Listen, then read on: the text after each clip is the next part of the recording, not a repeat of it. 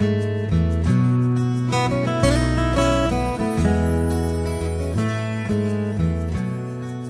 there, Michael Krisa here, that interview guy, and I'm laying back here at my house, and one of the benefits of being that interview guy, and especially now that Real Estate Unplugged TV has taken off, is I've got top producing agents stopping by, like unannounced, like this guy here, Ronn James, who's a top producing agent from Oakville, Ontario, and it just happened that his family is on the way to a vacation, and it just kind of coincides right on the map with where we are. So Ron, hey, thanks for stopping by. I really appreciate it. Pleasure. This is a great spot.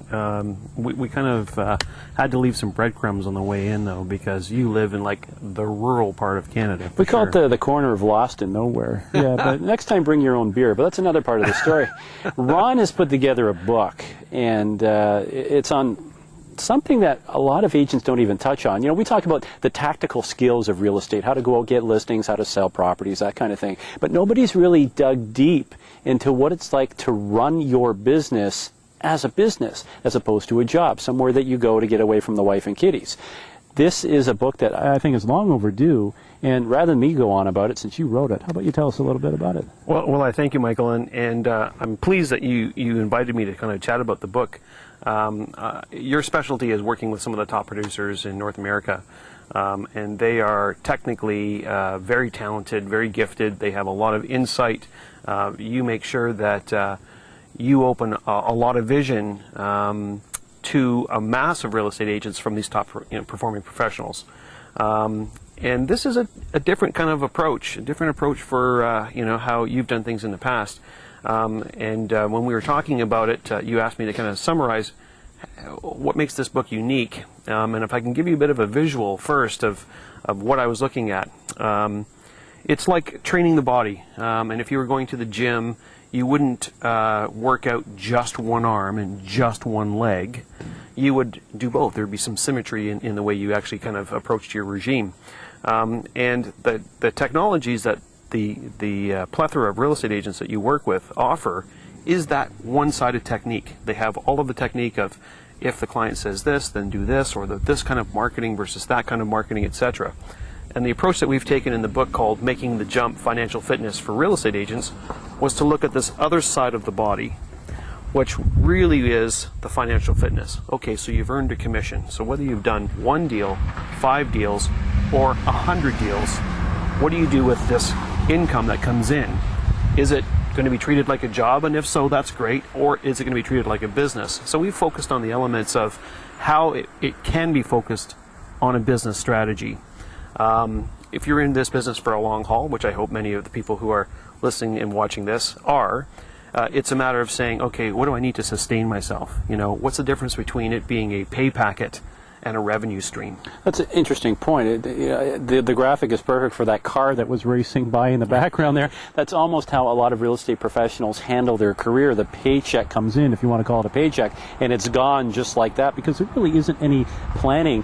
The checks are huge when you think some of the commission checks could be, $5,000, $10,000, $15,000, and it's like, woohoo, now I get to spend it all. But there isn't that financial planning. A lot of realtors, some I'm being generic here, but don't have that financial plan as to what do I do, how do I invest this back into myself, and this is what your book is addressing.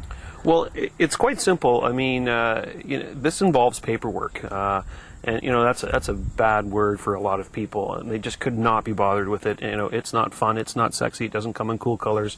It's paperwork. Yeah, but that kind of paper, you're going to do paperwork one way or the other. You're either going to do financial paperwork to make sure your business is in order, or you're going to be reaching for Kleenex, which is another kind of paperwork, and crying yourself to sleep because you have no money at the end of the day. And we know my co-author on the book, Herb Holst from the Holst Equation, he's got a client right now, a realtor who has been successful, profitable over the last 12 years, but just has failed to file her taxes, and she is crying the blues. She actually saw a first draft of the book, and she said, "Why isn't this mandatory? Why isn't this book handed to me the day I started a real estate office?" And that, to me, really speaks volumes of the fact that there's a missing part to this. There's a void that we're hoping to fill with Making the Jump. There's a part in the book too. I don't want to spill the whole beans here. It's not like a murder mystery, but you talk about how agents can actually incorporate themselves. So as opposed to being an independent contractor or being an employee, you're actually advocating that they look at incorporating themselves within the business. Absolutely. Incorporation isn't for all realtors. Typically, if you were to incorporate a small business, if you and I were going to open up a variety store, our accountant would tell us unless our sales revenues were going to exceed $70,000 annually, there wouldn't be much point. We could run it as a partnership or a sole proprietorship. But in the case of the working realtors, and certainly many of the folks that you're associated with, $70,000 is just a good month. And if you're at that level, incorporating makes all the sense in the world. You're looking at, in some cases, at least with some of the realtors that I know, it's not impossible to see $1 million in commissions or up to $5 million in commissions, especially with larger teams, etc. So by having the incorporation, they actually have the benefit of corporate tax and being able to pay themselves and to shelter some of their money and defer some of the money, etc. It really is financial planning at a very high scale, but a very professional scale. So let's not be intimidated by the subject matter of the book, even though it's dealing with financial fitness. It's an easy read. Oh, very much so. And where can they find out more information, Ron? Well, realestatesmostwanted.com is my company, and theholstequation.ca are two references that you could check out to find out about making the jump financial fitness for real estate agents.